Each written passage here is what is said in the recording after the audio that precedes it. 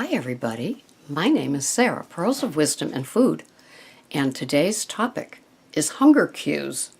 Now, some of us have the sort of jobs or in school or are someplace where the hour would dictate when it's time to eat. And doesn't that kind of set us up, right? When you think of it, all through school, this is when you eat your lunch, this is when you go to class, this is when you go to recess, this is when you go to whatever. And so oftentimes people and places can put the restriction of what time it is for you to eat. I remember I worked for this lawyer and, he kind of felt I should eat at a certain time. And I was kind of defiant. I was. But anyway, so I think that can kind of end up being a setup. And I know that the job that I had when I entered Weight Watchers and I would eat round the clock, meaning about 6 times a day, there was no, this is when you eat. And so I could get away with the cheese stick with the bag of grapes and then having the peanut butter on the little crackers. Then I could have the salad with a little protein on it. And throughout the day, I could feed my face. And nobody was saying, this isn't the proper time. And so that part was kind of cool. But then, of course, I ended up, now I'm just having 2 substantial meals a day. And my bulletproof coffees, 2 of them, in the morning. And to offset. So when I finally do get around to eating, I'm hungry. And so what kind of hunger cues do you have? I don't think I ever had hunger cues. I think I ate I was always hungry. I had no full button and I was always hungry. And some doctors talk about leptin, which is the good hormone, which if you're eating tiny meals throughout the day, might never, ever signal your brain that it's full because you're never giving your stomach a chance to fully digest the last thing it ate before it's like, oops, 2 hours, I can have this now. And so the leptin and the ghrelin are very interesting hormones if you're interested in doing your research. And I kind of think of ghrelin like a gremlin, right? So I never really had those 2 buttons. I was just a foodie that wanted to eat what she wanted to eat, and I rarely felt full. Now, that being said, I could overstuff myself, and then, like it was Thanksgiving every day, or I could overeat, and oh God, it was just a horrible place to be. I never had the not eating part of the food disorders. I always had the eat too much, and so it was very interesting to finally get to the place now at 66 and have hunger cues.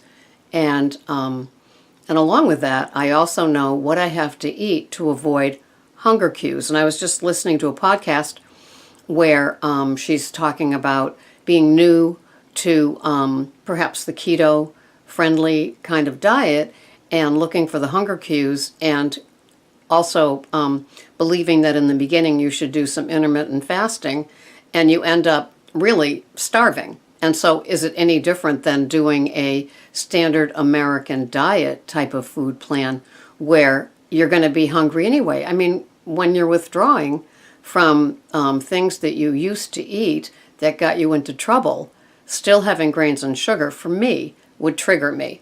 And so, but it took a while to learn it. Everybody's different. And so I was very, very much so miles into the forest on my not only ignorance, but my denial about how serious this food addiction was.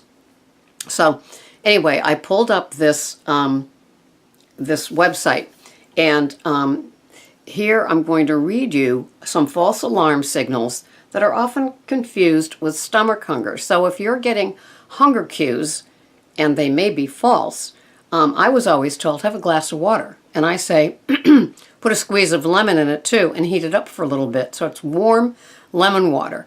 And because sometimes we mistake hungry for thirsty.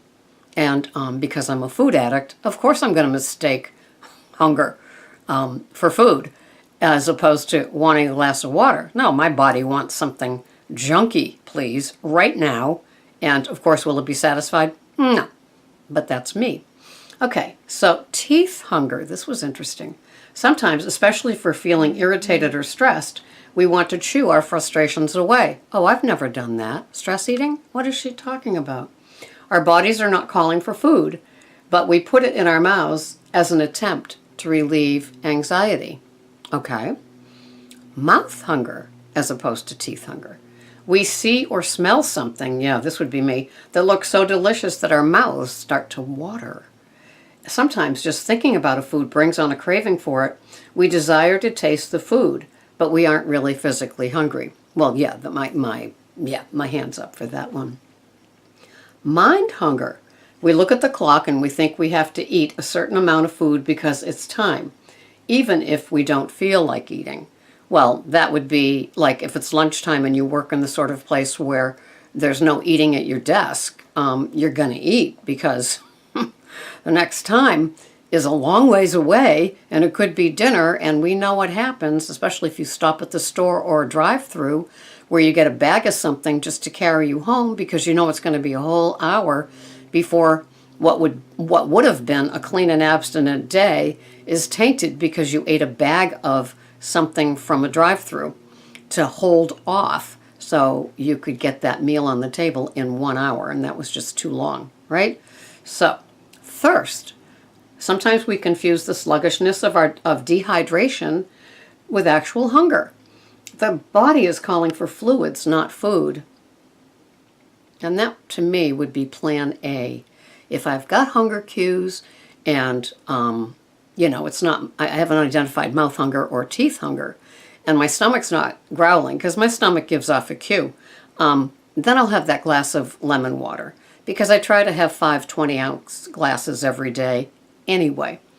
Okay, fatigue.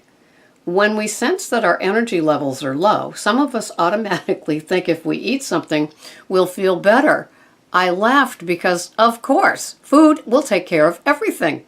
After all, Pearls of Wisdom Sarah says food is medicine and medicine is food, so isn't that what she means?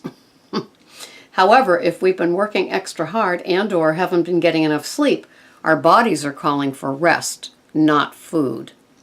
And when I get like that, and I know I'm kind of fatigued, I usually do all of my energy exertion things in the morning.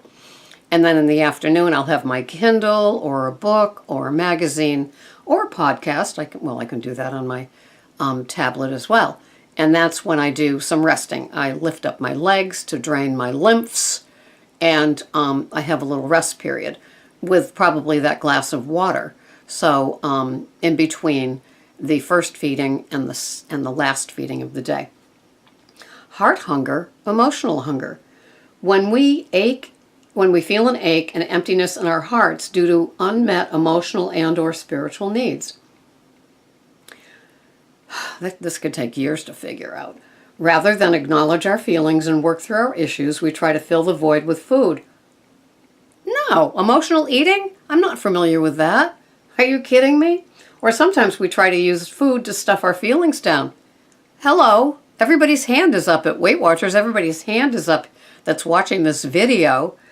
But it's just kind of funny. Okay, I don't mean to make fun of this website. I'm just saying the difference between eating too much and being a food addict, right? Although there can be physical discomfort in the gut when we're upset, it is distinctly different sensation from stomach hunger. Okay. Moving forward. As you can see, the simple design of physical hunger and fullness is often overshadowed by other body signals, habits, needs, and emotions. So when you get a hunger cue, as you get further into your own food journey and recovery, you may begin to identify a lot of these things, those hunger cues, because the food recovery behaviors are equal to wanting to eat a certain item. We have certain behaviors that keep us in the woods, because we can do the structure of somebody giving us a food plan and we're eating everything on it, and we might be hungry and we might end up caving, who knows?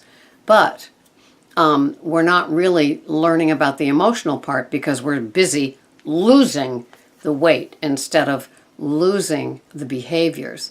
And once those behaviors get worked on little by slowly, for me, my full button came back. I understand it takes 20 minutes. So when I'm having my high-fat first meal of the day, 11-ish and everything, I know that I could finish it before 20 minutes is up and still be thinking, I must be hungry. This isn't working. But I have to give it the 20 minutes, and sometimes I have the glass of water post the meal because that kind of like finishes off that process. And so I know in just a little time that the fats that I had for that first meal at 11 are going to carry me till 5. Because for me, my food journey and recovery, I have discovered that it's fats that I need to carry me. Some people, it's protein. And other people that aren't doing anything about their food plan, it's grains and sugars, right? And then they will feed them 2 hours after their lunch and then 2 hours before they have their dinner, because that's what grains and sugars do to a lot of our brains. It certainly did it to mine. I want more. And so for me, it's fats. And it took a while to get there. I was totally happy with Weight Watchers for a few months and, still being hungry, but I thought that came with the deal. Doesn't that come with the deal of losing weight? No, it doesn't. And I found that out from having enough fat. So I can be sated until the next meal, even though I'm losing weight. What a concept, because I never ever had that before. I always thought, if you want to lose weight, expect to be hungry, there's a price to pay. But that's not necessarily so. But that was my journey. And you have yours with your hunger cues. Do you battle hunger cues? Are you aware of your hunger cues? Have you dealt with your hunger cues and then mixed in some of the emotional obstacles that you still have? Those behaviors that keep you like locked into it? Let me know below. I love this stuff. Thanks so much for watching. This has been Sarah, Pearls of Wisdom and Food. Hunger Cues. Who knew? Bye-bye.